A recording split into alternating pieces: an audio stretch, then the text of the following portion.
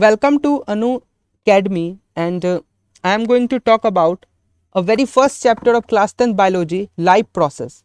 Life process जो है एक बहुत ही इंपॉर्टेंट एक्टिविटीज़ है जो लिविंग ऑर्गेनिज्म के द्वारा परफॉर्म किया जाता है ताकि वो बॉडी फंक्शन को मेंटेन कर सके और अर्थ पे सरवाइव कर सके।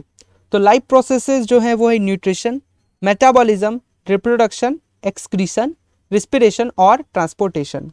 तो हम लोग सबसे पहले बात करते हैं कि न्यूट्रिशन क्या होता है। तो एक ऐसा प्रोसेस जिसमें कि ऑर्गेनिज्म फूड को ले और उसका यूटिलाइजेशन करे, उसी को हम लोग न्यूट्रिशन कहते हैं।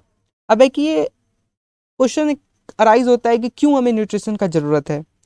ऑर्गेनिज्म को एनर्जी का ज़रूरत होता है ताकि वो अपना वेरियस एक्टिविटी को परफॉर्म कर पाए, और जो एनर्जी है वो न्यूट्रिएंट के द्वारा ही प्रोवाइड किया जाता है। और ऑर्गेनिज्म को कुछ रॉ मटेरियल का भी ज़रूरत होता है ग्रोथ के लिए, रिपेयर के लिए।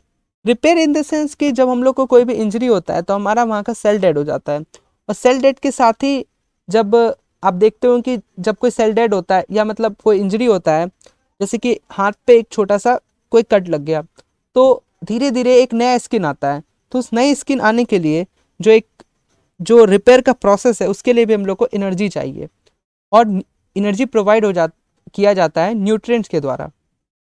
तो आखिर में अब ये है क्या, व्हाट इज न्यूट्रिएंट्स? तो सिंपल भाषा में अगर हम लोग बात करें तो एक ऐसा मटेरियल जो हमें न्यूट्रिशन प्रोवाइड करे उसको हम लोग न्यूट्रिएंट्स कहेंगे।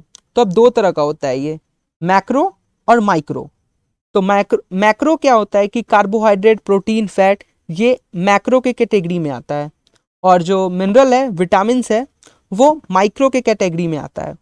जो ये मैक्रो है इसका जो अमाउंट है हमारे बॉडी में ज़्यादा होना चाहिए, और जो माइक्रो है उसका कम होना चाहिए। तो हम लोग अब देखते हैं कि मोड्स ऑफ न्यूट्रिशन क्या है। मोड्स हम लोग देखते हैं कि न्यूट्रिशन का कौन सा टाइप है। तो हम लोग सबसे पहले देखते हैं ऑटोट्रॉपिक और हीट्रोट्रॉपिक। तो हम लोग अब बात करेंगे ऑटोट्रॉपिक न्यूट्रिशन के बारे में। तो एक ऐसा मोड ऑफ न्यूट्रिशन जिसमें कि ऑर्गेनिज्म खुद से खाना बनाए, उसी को हम लोग ऑटोट्रॉपिक न्यूट्रिशन कहेंगे। तो इसका एग्जाम्पल क्या होता है? इसका एग्जाम्पल हो जाएगा green plant, blue green algae, इसका एग्जाम्पल हो जाएगा। और जो ऑर्गेनिज्म ऑटोट्रॉपिक न्यूट्रिएंट फॉलो करते हैं और जो ऑटोट्रॉपिक न्यूट्रिशन करते हैं उसको हम लोग ऑटोट्रॉप कहते हैं। और इसका एग्जाम्पल मैंने पहले ही बताया, ग्रीन प्लांट और ब्लू ग्रीन एल्गी। तो अब कैसे करते हैं ये देखिए, ये फोटोसिंथेसिस के प्रोसेस से करते हैं। तो देखिए ऑटोट्रॉप है कि सिंपल ऑर्गेनिक मटेरियल का यूज़ किए उसको एक हाई कॉम्प्लेक्स एनर्जी प्रोवाइड कराने वाले मटेरियल में कन्वर्ट कर दिए। तो यहाँ पे देखिए ऑटोट्रॉप है, ये सिंपल और इनऑर्गेनिक मटेरियल को यूज़ किए और फिर complex high energy molecule of carbohydrate में कन्वर्ट कर दिए। Autotrophic nutrition is fulfilled by the process by which autotroph takes CO2 and H2O and convert these carbohydrate into in the presence of chlorophyll sunlight is called photosynthesis।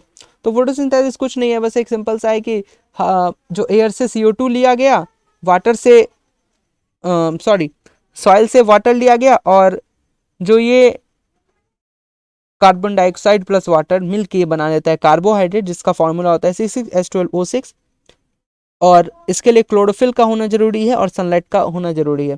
अब photosynthesis जब है तो photo मतलब light and synthesis मतलब food, कोई भी चीज़ का production करना। तो यहाँ पे देखिए इस डायग्राम में वाटर सॉइल से लिया गया, कार्बन डाइऑक्साइड एयर से, सनलाइट एनर्जी के प्रेजेंस में, क्लोरोफिल के प्रेजेंस में ग्लूकोज फॉर्म्ड हुआ।